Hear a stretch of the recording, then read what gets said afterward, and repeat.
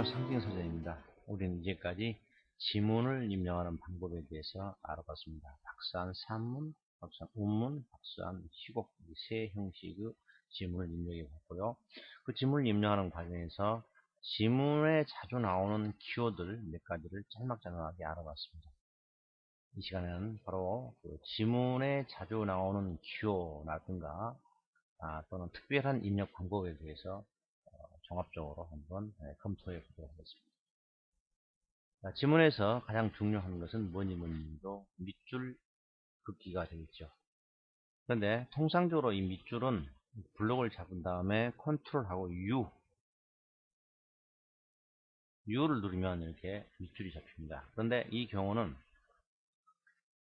인쇄를 해보면 간혹 예를 들어 프린트 상태가 안 좋거나 토너 상태가 안 좋은 경우 밑줄이 안 보이는 경우가 있습니다. 그걸 깜빡 모르고 수업하다가 낭패를 당하는 경험들이 있으실 거예요. 우리 아리랑 틀에서는 이렇게 그냥 밑줄을 붙이는 게 아니고 반드시 노랑 바탕이 들어가는 밑줄입니다. 그리고 단축키로 정리해 놨습니다. 아리랑 틀 단축키 9번 이거 보면 9번이죠. 밑줄이 9번째인데요. 그래서 컨트롤 9를 누르면 노란색이 들어가는 밑줄이 만들어집니다. 그래서 지문에서나 또는 나중에 그 보기 있죠. 보기 박스 있죠. 그 문제를 입력할 때 보기 박스나 지문에서의 밑줄은 반드시 노랑 밑줄로서 컨트롤 9 단축키 컨트롤 9로 입력한다는 것을 잊지 마시기 바랍니다. 그리고 밑줄을 취소할 때가 있겠죠. 자, 취소할 때 물론 컨트롤 Z를 누르면 취소가 됩니다. 이 컨트롤 Z는 아래 한글 뿐만 아니라 모든 프로그램에서 다 적용됩니다. 파워포인트라든가 포토샵이라든가요, MS 워드라든가 모든 것이 다 컨트롤 Z는 직전 작업 후 취소입니다. 그런데 우리 아리랑 틀에서는 특별히 이거 한번 보시죠. 자, 밑줄 컨트롤 9로 밑줄 그었죠. 자, 그 다음에 여기를 취소하고 싶다. 밑줄 잘못 그어서 취소하고 싶다 할 때 여기다 커서를 놓고 스타일 박스를 열어보면 맨 밑에 이제까지는 없었던 보이지 않던 글자 스타일 해제라고 하는 게 나옵니다. 글자 스타일 해제를 누르면 사라집니다. 자, 글자 스타일이 적용되지 않은 것에 커서를 놓고 스타일 박스를 열어보면 보이지 않습니다. 없죠? 그런데 글자 스타일이 적용된 부분에다가 커서를 놓고 스타일 박스를 열어보면 글자 스타일 해제라고 하는 것이 자동으로 나타나 보입니다. 이걸 누르면 해제가 됩니다. 그래서 잘못 밑줄을 넣었을 때 취소하면 되겠습니다. 그리고 또 한 가지 기호들이 있죠. 뭐 기억 또는 뭐 여기에 니은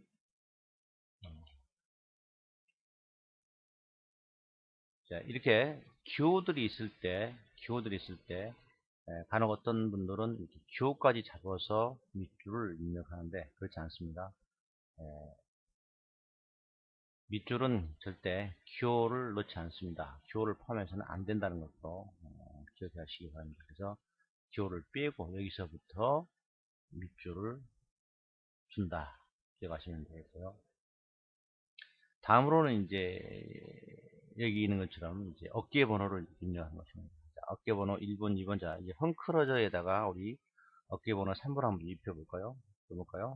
자, 3 쓰고 소가로 닫는 소가로 읽고 다시 블록을 잡은 후에 스타일 박스를 열어보면 맨 밑에 어휘 어깨 번호가 있습니다. 어휘 어깨 번호를 누르면 작은 숫자로 바뀌죠. 이것이 이제 맨 밑에 있는 어휘풀이를 위한 작은 숫자입니다. 이렇게 입력한다는 거 아시고요. 그런데 이제 재밌는 것은 이 어휘 어깨 번호가 있는 부분을 밑줄을 그을 때입니다. 여기까지 밑줄을 그을 때 한번 해보죠. 컨트롤 9를 누르면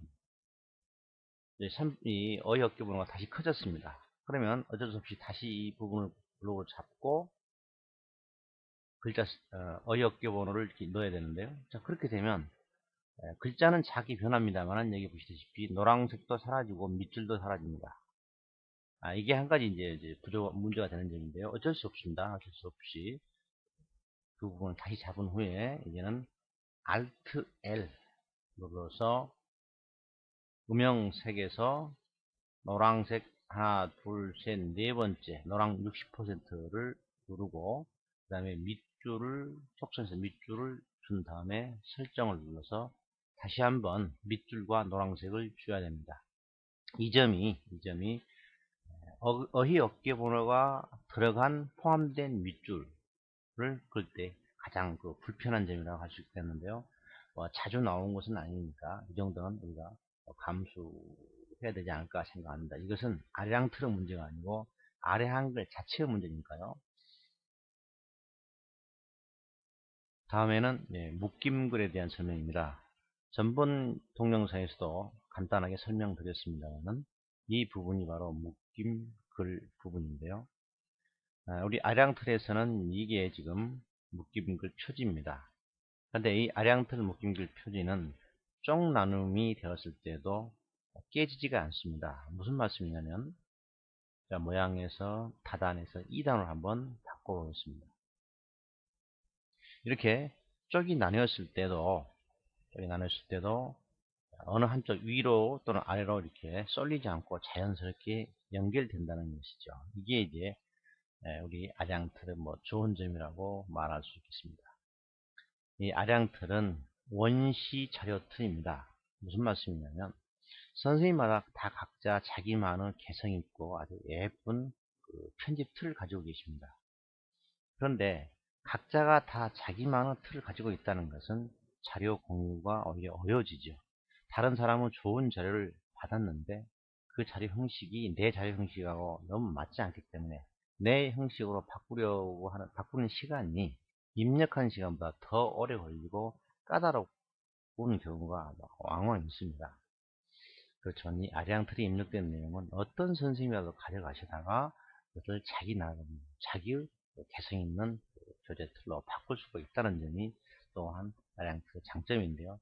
결국 이 아량틀은 선생님들이 이것을 이 자료를 가져다가 2단으로 할지 3단으로 할지 어떻게 할지 모르기 때문에 어떻게 다양하게 형식을 바꾸더라도 깨지지 않도록 하기 위해서 최대한 초점을 맞춰서 개발된 것이라는 것을 다시 한번 말씀드리겠습니다.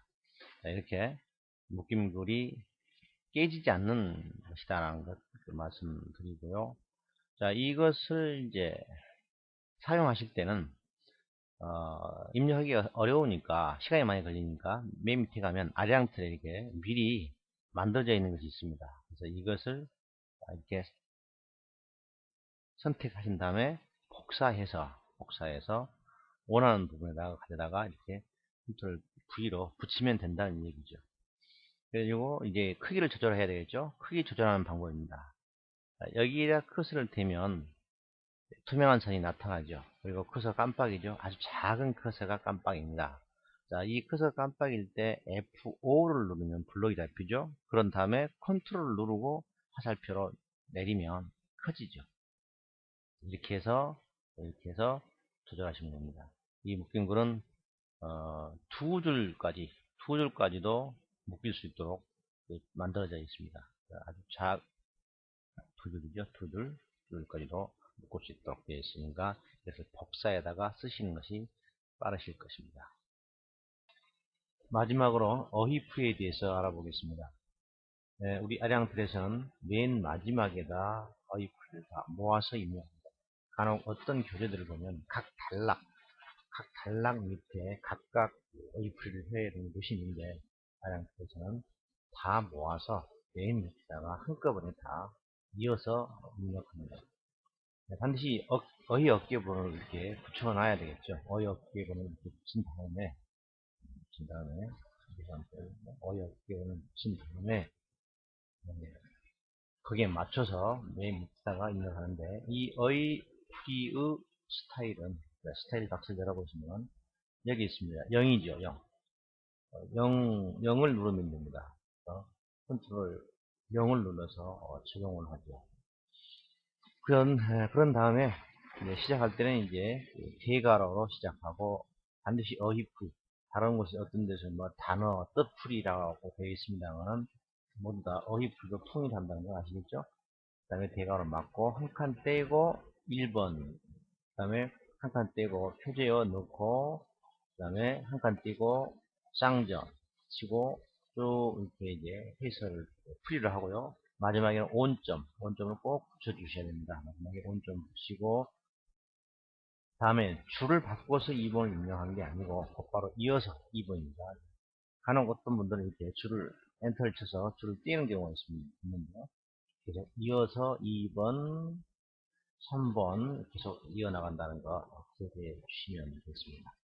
자, 이상으로 지문을 입력할 때 자주 나오는 몇 가지 기호하고 그 다음에 이제 중요한 입력 방법들 한 두어 가지 알아봤는데요.